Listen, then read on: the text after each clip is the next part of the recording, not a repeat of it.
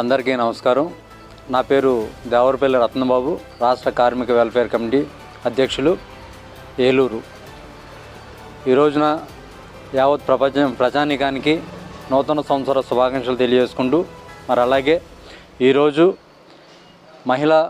తొలి మహిళా ఉపాధ్యాయురాలైనటువంటి సావిత్రిబాయి పూలే గారి జయంతి సందర్భంగా అందరికీ శుభాకాంక్షలు తెలియజేస్తూ, ఈరోజు యావత్ భారతదేశం అంతా కూడా గర్వించదగినటువంటి దినంగా మనందరం కూడా గుర్తుంచుకోవాలి.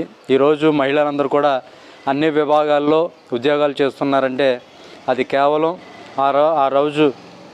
ఆ కాలంలో మరి సావిత్రిబాయి పూలే గారు చేసినటువంటి కృషి ఫలితమని చెప్పేసి అందరూ కూడా గమనించి ఈ రోజును ప్రత్యేక దినంగా మహిళల కోసం ప్రకటించాలని చెప్పేసి ప్రభుత్వాన్ని కూడా మేము కోరుతా ఉన్నాం.